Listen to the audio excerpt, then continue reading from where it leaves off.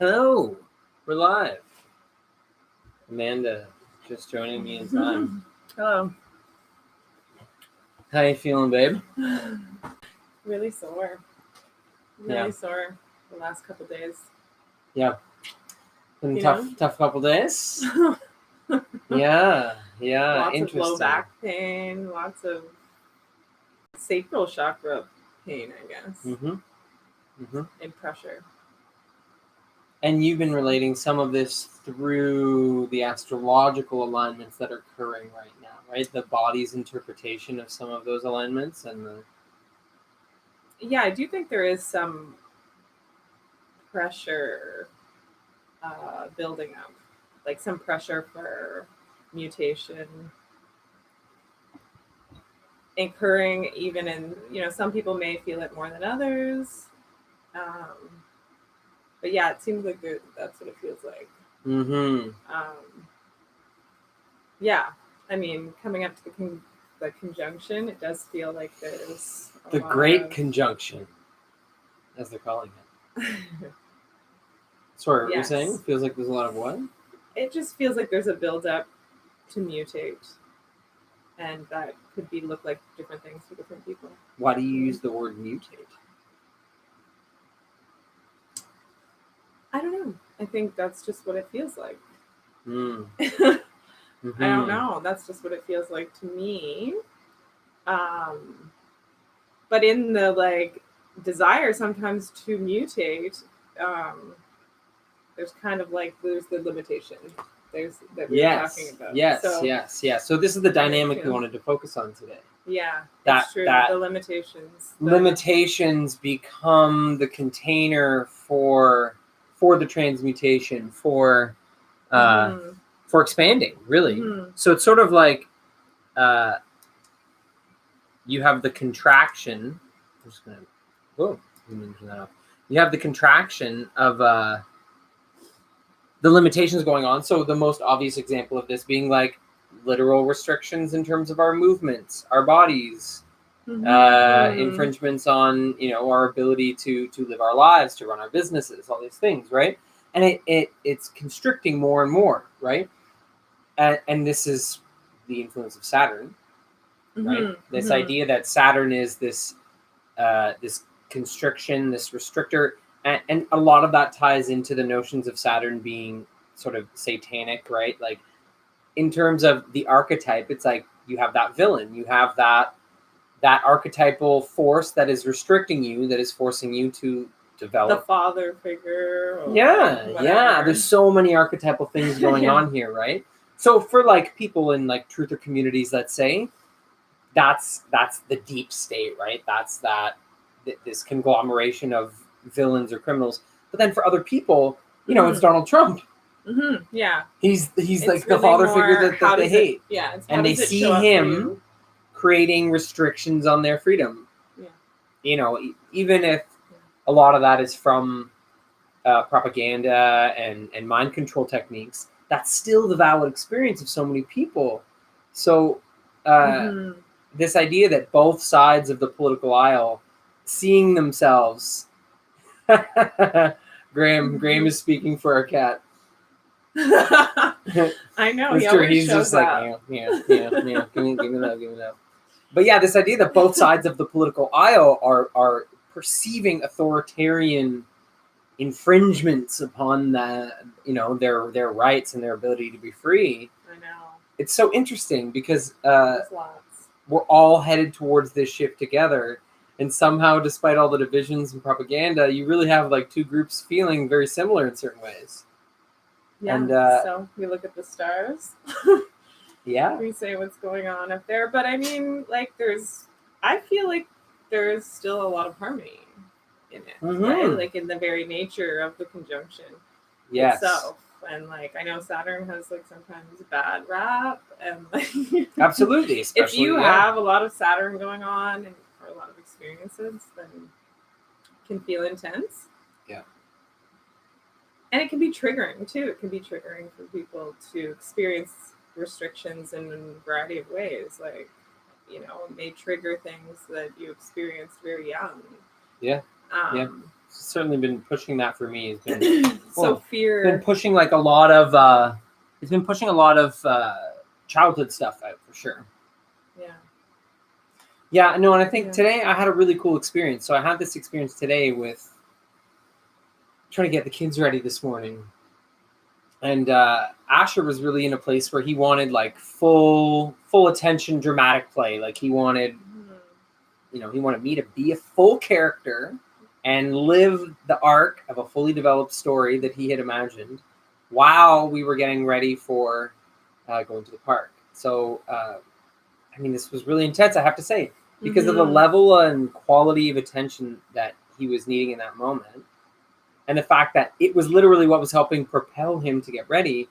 I was feeling like really, really, really constricted because, trying to organize their snacks and their clothes and be organizational and be strategic while being pulled into like this innocent mentality of a child and trying to honor both of those. And I had a moment where I started to get really stressed and feel really restricted by all of it. And then, I found a way to allow it to be a force for expanding me for... How?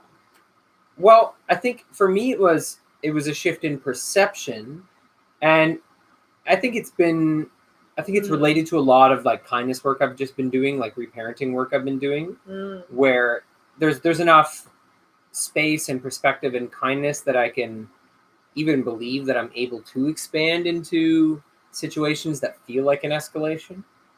So what do you do? Do you like do an affirmation, or is it just observation? Yeah, it was observational. It was observational. It was I think centering myself in all of it.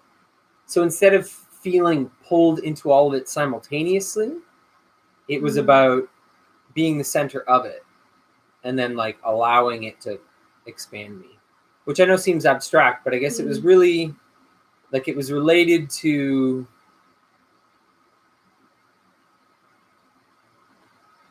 doing the opposite of what I was feeling externally. So externally, I'm feeling constrictions. Then I'm like, okay, well then internally I'll expand and just see what happens when I don't mirror that sensation. It's not informing the way I should behave internally. And this is what we're all experiencing collectively, right? It's the same thing that you have like the increasing mask restrictions and the harm on businesses and all these things. And yes, it's very stressful, but do you have to mirror that within yourself, right? And one of the trickiest things is that we've given so much power to external operates in so many areas of our lives, right? And it comes back to this again, because then it's like, oh, well, is the constriction I'm feeling internally because I gave that power away? And now that they're pushing, I'm like, oh man, I do feel that because I had not empowered myself. I had not taken that power back, like, so I think bodily autonomy is a big one right now, Yeah. And as I'm feeling pressure with like things around mandatory vaccination and taking away our right to like move through public freely if we don't get vaccinated, they're talking about this, in Ontario here, saying that you're not going to be able to go to the movies or travel as easily if you don't have the vaccine with the card proving it. And so there's this idea that our bodily autonomy is under pressure.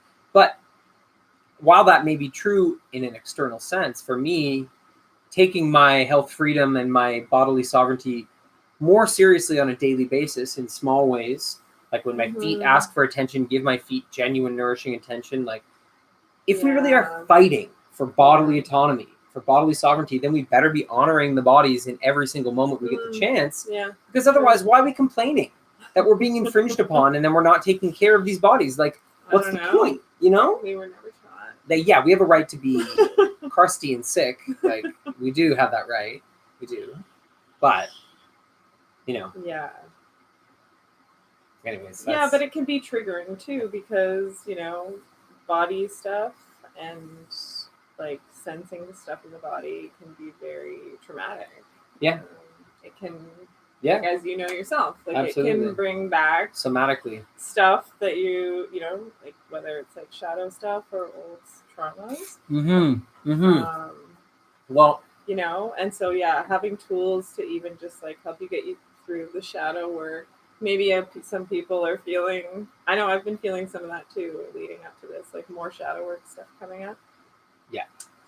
So maybe some people are feeling that too, depending. Well, if you look at like what's happening politically, it's like the whole structure of everything is being questioned. Like the whole system, the fundamental system itself is being called into question. All the structures we relied upon. So when you think about that happening on a large political societal level, you know, in Canada, you have, you know, people watching Trudeau trying to bring Chinese troops in and like starting to realize there's this communist influence. And you have a very similar thing going on in America where it's like, wow, all of our systems are corrupt. You know, it's this realization that it's like nothing is free from this. Yeah. So imagine that on the internal scale of the individual. How many systems of relating with the self do you have that are corrupt?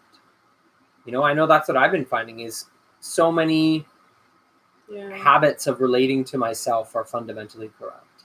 And the systems I've developed to like sort through certain things in my life are corrupt. And so, you know, there's that internal microcosmic restructuring as well. It's fundamental. Yeah. I'm chewing on this piece of tea. You know what I mean, though? Yeah. I mean, sometimes things accelerate and you do get those opportunities to sort of touch base with your past in ways where you can now make that change. And that's where I think the mutation I'm feeling comes in. It's, you know, the restriction is here to assist in the mutation. Yeah. Even though it feels shitty. You know, well, so that's why it's like, how do we relate, at least for me, how do I relate to the restriction? What do I make it mean? Yeah. Yes. Why and where and how did I learn what that meaning, this is like a horrible thing for me? Yeah. And something I'm trying to desperately escape. Instead of just being there and being like, oh, this is part of it. This has to be part of it so that the mutation will come when it's ready, when it's time, and it comes in bursts, you know? You're not just like... Well, you know, the truth is that many people don't realize they had certain freedoms and rights. They didn't even realize they had them and will not realize they have them until they are threatened or taken away. I mean, it's fundamentally true. I think there's going to be a lot of it. It's like, you know, some of that gets into natural law versus man-made law. Like the right to bodily autonomy, for example, well, if the government says we can take that away, well, doesn't that imply that they're the ones that gave it to us in the first place? How can they take it away? Like, does that mean that when I was born, the government was like, here's your bodily autonomy. We might take it back later.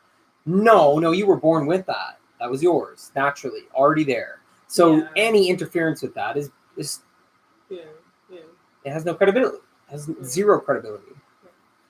It's quite simple. But that's a really good example of this, that we have not been living in the freedom of these bodies enough, and the pressure that is now upon us. You know, I've really felt that, where I'm like, no, I need to now step up living the truth of wellness through free thinking, like living that truth, where it's like, why am I so against everything that's going on with all the vaccination and the masks? Well, because I have come to an understanding of wellness that is free from all the forms of dogma and authority that are now trying to control people and strip them of their rights. Those were the forms of dogma and authority that I was already against. So they don't have any credibility to me at this point, you know? Yeah. It's happening in many, many ways. I think the communist thing is a very, very triggering thing for many people. And I think it's going to awaken a lot of people, frankly. Yeah. I think it's going to be a big part of it. Although there's... Yeah, for sure. But then, you know, it's like, how do we move through that? Or accept it, even as a thing? Well, it kind of brings me to something that's been said in the 17 posts many, many times, and has been echoed in the community.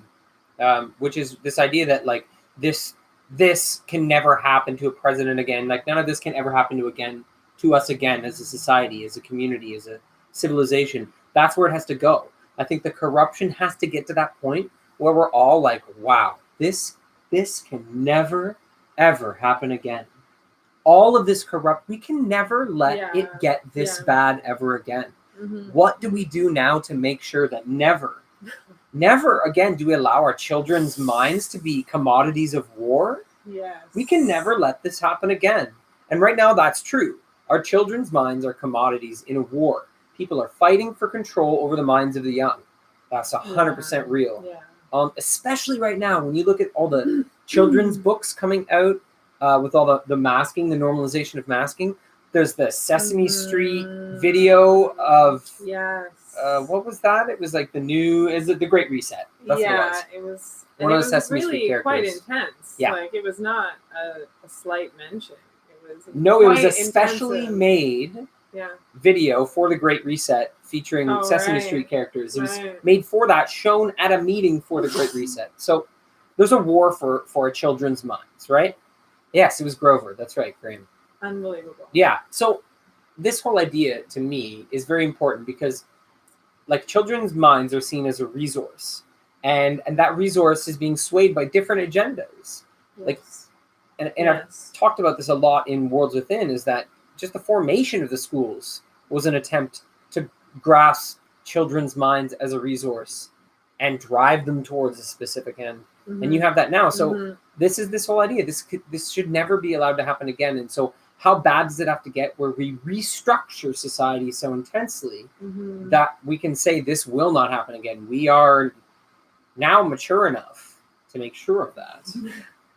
I mean, what do we got to go through here to instill that maturity as a collective? And part of it is this. We have to go through being deeply restricted. This force of Saturn, this Saturnian force, sort of really constricting what's going on, and that inner expansion that can come from that. It's an implosion, really. It's an implosive event, which is kind of awesome. Yeah, it's going to be great, I think. Yeah. Yes, absolutely. I am very, I've moments of fear, like moments of, my body. What is that fear? I think that's like the idea that we are plugged into the matrix to the extent that it is hard to guarantee safety for our family. So you have to accept the unknown. Yeah, for my children. I think that's a deeper level. Accepting it for me is something I've done more work on. Accepting unknowns in the middle of a global like catastrophe for your children. Yeah. I mean, that's an example of this as well, right? Where it's like these constrictions. How do I expand into that, right? Because that's just true for my kids, even if my kids didn't grow up in a pandemic. You don't know. Your kids are in constant danger kind of all the time. They're suicidal, bipolar midgets. Like they're crazy. I guess that's what we make it mean too, right? We go, oh my God, this has never happened before. They're going to be, and it's true. There are many extenuating circumstances right now. Yeah. But their perspective is not our perspective. They came here we have to also like remind ourselves, like we grew up with traumas too, like 9/11, and absolutely. like just there's generational traumas, I guess, and so, but it's heartbreaking either way. It's still devastating. I just cry sometimes, and you're like, this sucks. That? Like it's so awful to even feel your child's brain like patterns. And you're like, God, this is really fucked. Like, yeah, it's tough watching it imprint itself upon them. I can feel like what's happening to the brain, and so, but then I really have to be careful. I feel because we're so tuned, and so if I keep making the way his brain is patterning itself mean something. I think he's going to feel that more. I think he's going to feel something's wrong with him. Yeah, I know. So it's just really, it's like a cohesive learning thing all the time. But this comes back to the family unit, right? Acceptance. Yeah. But it's very hard. Yep. Both of us are patterning our brains through it, really. They're patterning us. Yeah. Yeah. They're patterning our brains also. Repatterning, shifting things, changing our perspective on things. They came here for this. Yeah. They came here for this catalyst. You know, they are major change makers. It's very, very, and they're masters of this to a certain extent. You know, you can see in children's resiliency, their ability to expand from restrictions. Asher's an incredible They're great example teachers. of that. I was gonna say, like, I keep looking to them, like, how are you dealing with restriction? And then try to like amplify that, and then we just kind of absolutely learn from each other about it as we go along. I so deeply believe that the family unit is for spiritual development. That's its purpose. You know, I think that's so deeply true. Such a great tool. It's really intense tool. It's intense, well, because it's high efficiency. You feel like you wanna. Short families allow for great spiritual growth in a short amount of time. The intensity of the family unit, right? It can allow for that. It can allow for massive, even your extended family, or even your chosen families. Yeah. You know, whoever have that resonance with you. Yeah. You know, you know who they are. So. Yeah, absolutely, and also just overall in a general way, prizing family as a civilization is going to become very important in the future. Prizing the family unit, honoring, respecting, like emphasizing the family is going to be so important in this reformation in, you know, the way we support each other and, you know, our the foundations of our society. It will have to be in forming strong family units. And I think, you know, this came up the other day too, when we were talking about doing this for this live. We were saying that, yes, it's important to say, okay, guys, do the work. Come on, this is the time to do the work. Go within, do the work. But there are people who aren't supported enough right now to do the work, who are deeply in survival mode. So many people. And survival. More since the pandemic. That's right. There's an increase. I don't know. It's off the charts, obviously. So this is important to recognize, that there's a certain amount of privilege that comes with even the life circumstances to transform. And knowing this, we have to support each other more, because we know that there are people missing the opportunity to do the inner work, to transform, to do the shadow work, because they're not supported enough. Absolutely. That's hands down, like, that's an epidemic, a pandemic that's going on right now, right? Yeah.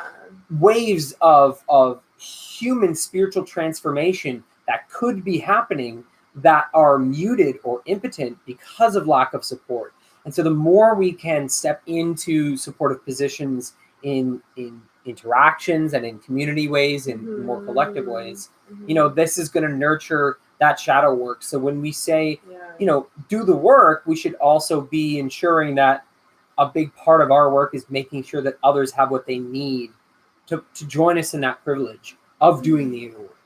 Yeah, that's for sure.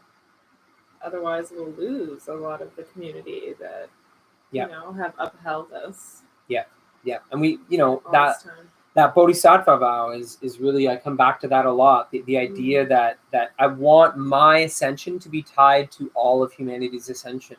That I'm not looking for singular victory here.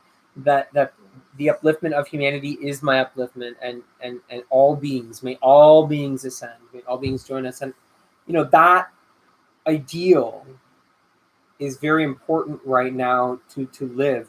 And it's not like something to get rational and analytical about. Like, obviously, the ideal itself is huge. It's monumental in scope. Like, the idea that all of us ascend no matter what is very, very large. But there is room in our being for this.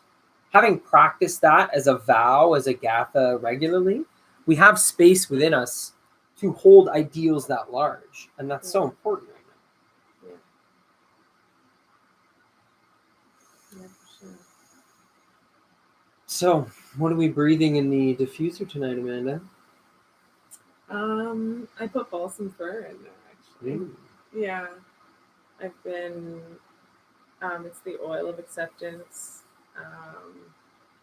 and then myrrh. I got some myrrh. And it's quite powerful. Yeah. I had never smelled myrrh before today. Okay. Or was it today we got them? Or was it yesterday? Yeah. I had never smelled it. It shocked me. Myrrh is a very, very strange and interesting smell. What? So, balsam fir. So like frankincense and myrrh are resins that come from the tree, but the tree has to be cut. Oh. Balsam fir gives the resin itself through its tree, so it's more sustainable. Yeah, and so yes, it's just on an energetic level, as far as like the way in which you have to hack away at something to get something out of it, which frankincense and myrrh are so friggin' incredible and powerful. Yeah, and yeah, that's what Graham's saying. The biblical oils, yeah. Oh my god, yeah, very fascinating. Yeah. I don't even know what to make of them all right now. No, it's tripping me out. You've got all these ancient oils now. It's an ancient oils collection. It really did shock me. Incredible. We both had an experience where we smelled them, and it was like, it feels like it's taking me back to something deeply nostalgic. I was like, is this a memory? Yeah, what is this? And I keep smelling it, and it's just very, like, I don't know, maybe instinctually familiar, but with no. Yeah. So maybe not in this lifetime. I don't know. Yeah, well, it could be really be very cool. I thought on a collective scale of those oils being harvested on this scale, and a larger number of humans coming in contact with those scents again now during this time, and literally pulling the olfactory experiences the that most are probably ancient scents. That's right, the ancient scents that are so ancient far back. Oils, ancient scents. It's crazy to think of, because you know that there was like a dark period where we didn't have certain scents, right? Like before industrialization allowed for the transportation of oils like that, into a huge portion of the population. There were probably ages in which those scents didn't touch many noses. Long periods of time. I'm not sure of the exact history of when certain things traveled around. But we know now this is a saturation on an unprecedented scale. Yeah, they're only found in certain areas of the world, like some trees. But you have the essential oils industry exploding, right? So how many people are experiencing that now during this time? And I mean, that cannot be coincidental. An incredible healing opportunity. Yeah, really fascinating. Very interesting. Very fun. I know, and have you combined frankincense and myrrh on their own yet and worked with it? No. Gotten biblical? You didn't get biblical yet? No. But I am very interested. Yeah, I want to do it properly. I want to take my time with it. Maybe in the palms and just inhale it. Yeah. And just have like. I don't know if anyone here has tried frankincense and myrrh, but this will be the first time we've mixed them together. Maybe we'll do it tonight. Yeah. See what happens. I find the oils are especially helpful with this kind of work, with taking outer intensity, and turning it into internal expansion. And maybe that's on a very basic level, just because it is so breath based, just because it causes you to stop. Like from an aromatherapy perspective, so much of aromatherapy is just that you take a deep breath. Like you stop. Well, it gets into your body in like 20 seconds. Yeah, the blood-brain barrier being crossed and all that. Like is the like nose very fast. and the olfactory is the only like open source to your brain, like besides, injecting things into your body. And yeah. So. Yeah, very powerful. Yeah, it's an incredible, powerful tool, for mood. Yeah, that's why it's incredible. Like, I mean, obviously there are many factors, but in aromatherapy. Well, the other day I had that. And I had this, and I think this is tied to part of what's going on. I had an experience where something went wrong. I don't know, in my production process or something, and I felt upset. But then I felt like way more upset than made sense for that situation. It was like there was like a sinking feeling that it didn't match the intensity of what was going on, but it didn't go away. And I realized that I hadn't taken the bergamot that I had been taking. Oh, yeah. And I went back and took it. It took the capsule that I made. It was bergamot, Haudarko and ginseng in a capsule, and it really balanced it out, so that it was like, okay, some of that sadness was in balance. Some of that sadness was a response that needed a kind of support, I guess. That I think to a certain extent was neurological, was really brain chemistry based. At least that was the way the experience came across for me. And so some of this is just like chemical habits we formed. So that when you think about, like, if you form a certain chemical habit where you just, let's say you indulge sadness in a certain way every time for a certain duration, if you combine that with some of the events that are going on now astrologically, and it's like pulling deeply on really, really sad things, and you have some of those habits, then some of these supports that are going to help shift your brain chemistry are really important. Because those two things can really collide in a way that can be heavy and hard to get through. Yeah. You know? Yeah, and I think there will be those feelings for some people more than others, like low mood, and it's not necessarily like that something's wrong. No. Or, it's just sort of even a natural response, but it can harm you physically, and it can make things just take longer if you stay in it too long. Yeah. So having some support, there's nothing wrong with that. This is what we're saying. But it helps a lot, and I really, bergamot for mood is it's been phenomenal. It's bergamot oil for mood, has kind of blown me away. I like it in tea, but we talked about that. It's in Earl Grey tea. Right. Yes. I didn't really properly think that through until you said it the other day. Well, some of it might be synthetic. I have no idea. The oil does taste. And maybe it's why I liked Earl Grey tea so much. Yeah. Maybe. I mean, that and Star Trek Next Generation. That's nerd note. Yeah, mood stuff for sure coming up, and just more taking care of the body, dealing with restrictions. So, way more body care. As you work through how you respond to the restriction, pay attention to your body. Because the body doesn't lead you astray in that way. We have to get better at listening to it. Yeah, there's always a layer of truth to what your body's saying. Even when there's chronic things too, there's still, it's not hopeless. So, yeah. Well, and our bodies are so tuned. But it's hard to take care when you feel like this push to do stuff. You know what I mean? There is that push. I feel like Jupiter is kind of that, it's like, expand, do things. Go. Yeah, totally. Be positive and can you adapt? Do it. But then listen to the body.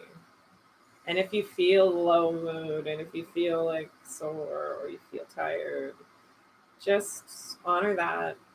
I don't know, that's what I'm trying to do. So think about this. Water on this planet is altered by the movement of the stars. Okay, all the celestial bodies. So what happens is the molecules within water, they go into these little clusters according to vibrations. And so you have the planets creating all these subtle shifts in vibration, and it's literally altering some of the molecular clusters in the water that's going on. So, this is happening in our bodies, of course, because we're mostly water. So you literally have planets and stars shifting, and it's altering the vibration of the water in our bodies. So one way to think about this is that a snowflake that forms during this conjunction will literally have vibrationally imprinted within it that conjunction. So the position of Jupiter and Saturn as that snowflake of forming will actually be informationally imprinted into it, because the vibratory state of the Earth at that time was directly impacted by those things. So think about that with us, right? You have this same thing where you have these vibratory shifts, and the water of our bodies is literally humming with that. Every little small change in the stars is causing slight frequential changes in our bodies. So what an incredible resource to travel through this. Of course, our bodies are informing us on how to move forward, how to adapt, how to change, how to grow and become healthy, because they're actually plugged into that in a non-local, constant, persistent way. This is so important for people to recognize that there is deep science to astrology, where we can show that the formation of, for example, this happens with buds on trees. The formation of buds on trees will alter according to the celestial alignments going on, and so throughout the season they'll form different shaped buds according to the astrology at the time. So we are those buds. We are the buds of those trees, and this is a good example again of the structures of the celestial bodies being the restrictors, and the water within our body and the way we use it being the ability to expand, to grow, to adapt and change, with what's going on. Yeah. Very exciting times. It really is thrilling. As one of the researchers I work with, one of the number 17 researchers that I work with, he put forward a very interesting idea. There was a drop that he was talking about that mentioned that part of what really has to be going on in the US, at least, is that Trump may be preparing to propose an entirely new form of government. Interesting. Literally allowing the corruption to become so publicly overt that the people will be behind a drastic reformation of the system. This is a pretty brilliant, it's a beautiful idea, even if this is not what's happening. Ideal, I guess. I mean, that would be the best possible reason for all this hellish craziness, is for people to truly see, look, see how corrupt it is for yourselves. So don't wait for someone else to come in and be like, now here's your new system. No, see with your own eyes how corrupt you have allowed it to become. We all have.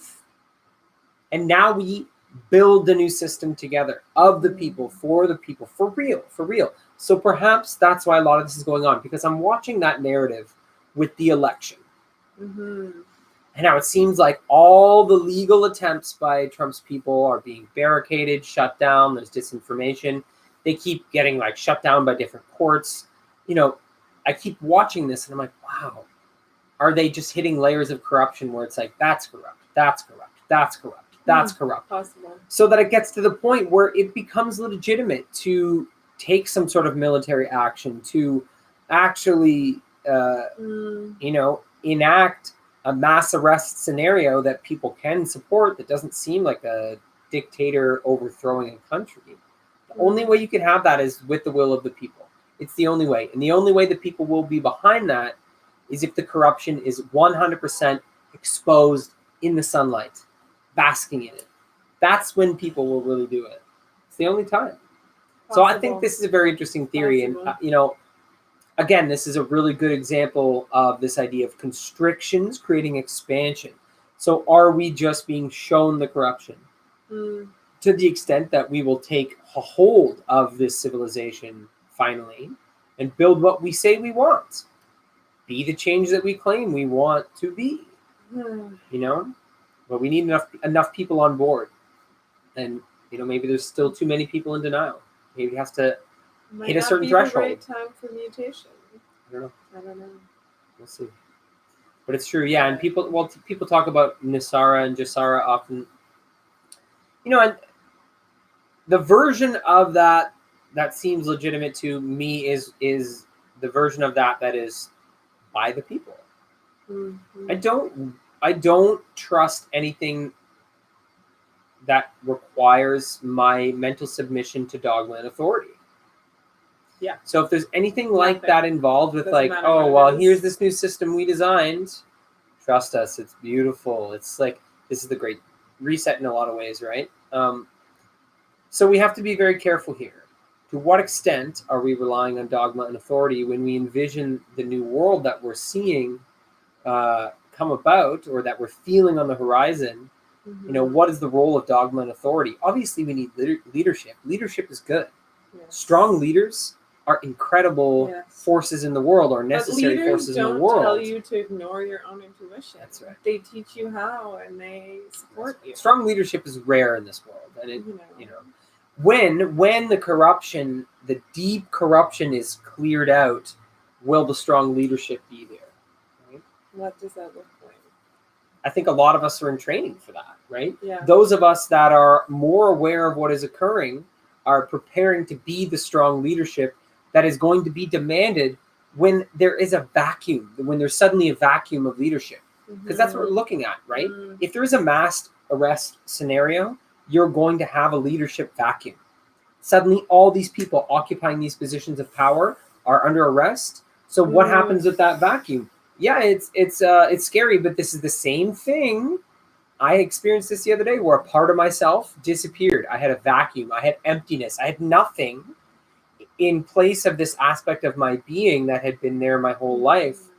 I had this experience so deeply, and I think that's something similar for the collective.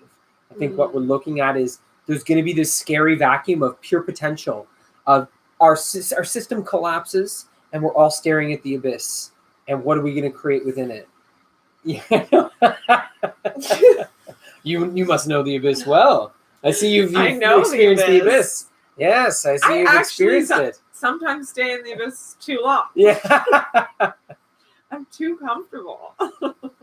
Right. But it's also terrifying. That makes you prime for leadership in this upcoming abyss window. You have to take care of your fear right now. Yeah. For real. Yeah, absolutely. I'm like, I'm just going to take care of my fear like it's a baby. Yes.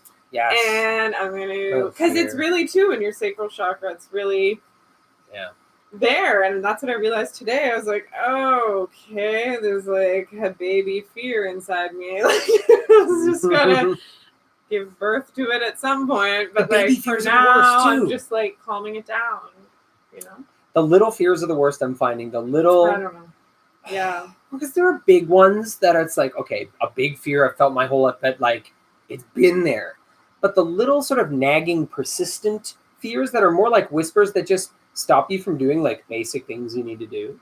Like a task that really only takes you 5 minutes and you avoid it all day, and then you go to do it and you're like, oh my God, that was so easy. What was I avoiding?